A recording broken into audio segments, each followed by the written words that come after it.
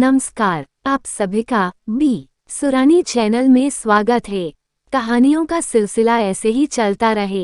Like करें, share करें, subscribe करें। परी महल की कहानी। किसी नगर में एक राजा राज किया करता था। एक दिन वह राजा अपने दरबार में बैठा हुआ था। तभी उसके मंत्री ने उससे कहा, राजन, एक आदमी कह रहा था कि कल रात उसने आकाश में उड़ती हुई एक परी देखी है। ये सुनकर राजा ने उस आदमी की बुलवाया। वह बेचारा डरते डरते राजा के पास पहुंचा। राजा ने उससे पूछा, क्या तुमने सचमुच परी देखी है? हाँ महाराज, वह व्यक्ति बोला। वह बहुत सुंदर पोशाक पहने हुए थी। उसके हाथ में एक जादू की छड़ी थी। उसके पंख बहुत ही खूबसूरत थे। वह आकाश में उड़ती हुई जा रही थी। राजा ने उसे जोर से डांटा, झूठ बोलते हो तुम। भला परियां भी कहीं होती हैं। नाहक लोगों को बहकाते हो। फिर राजा ने अपने सिपाहियों से कहकर उस व्यक्ति को कारागार में डलवा दिया। दरबार खत्म होने पर राजा अपने महल में आया।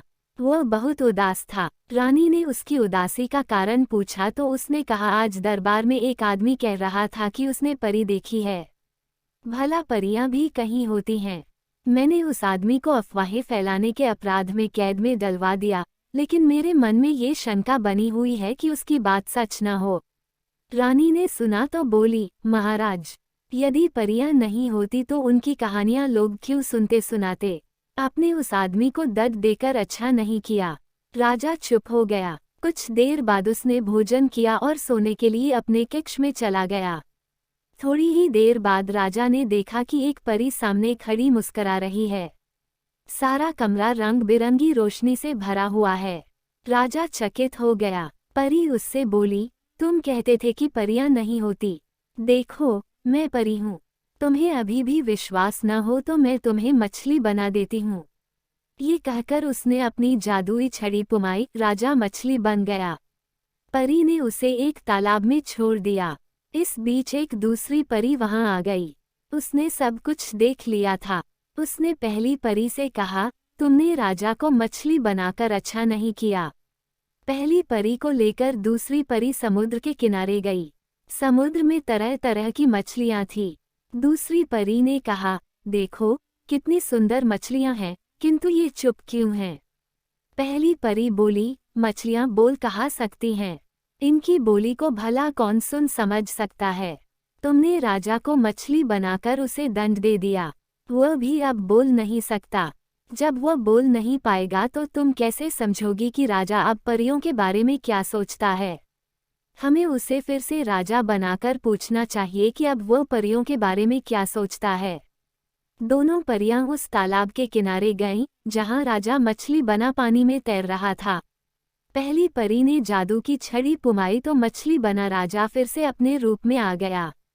दूसरी परी ने अपनी जादुई छड़ी पुमाई तो राजा और दोनों परियां आकाश में उड़ गईं।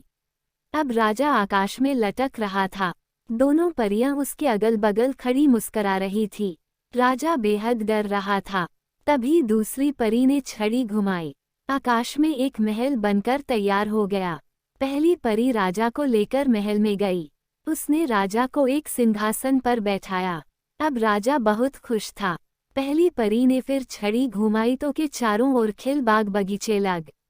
दूसरी परी ने छड़ी घुमाई, महल सुंदर सुंदर फूल खिल गए, बाग बगीचे लग गए। दूसरी परी ने छड़ी घुमाई तो चारों ओर शीतल मंद सुगंध वाली हवा चलने लगी।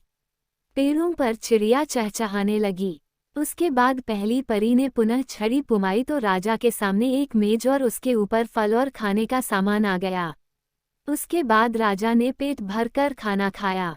राजा ये सब देखकर सोच रहा था कि परियां कितनी सुंदर, कितनी अच्छी होती हैं। आज तक मैं बेकार ही परियों की निंदा करता रहा। फिर उसने दोनों परियों से कहा, मैंने अपनी गलती स्वीकार कर ली है।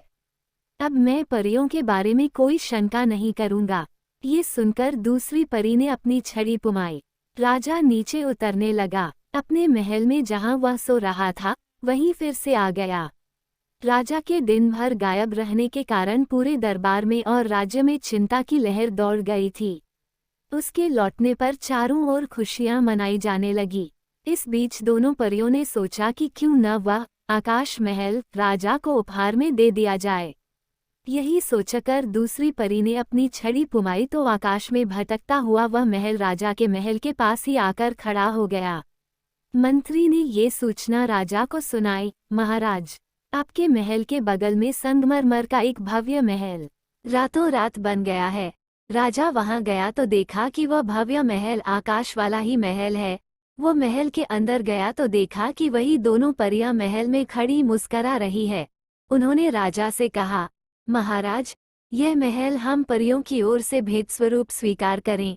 इतना कहकर परियां अंतर्धान हो गईं।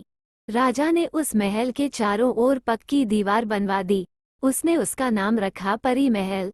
अगले दिन राजा ने उस आदमी को कैदखाने से मुक्त कर अपने पास बुलवाया जिसने परी को देखने की बात कही थी।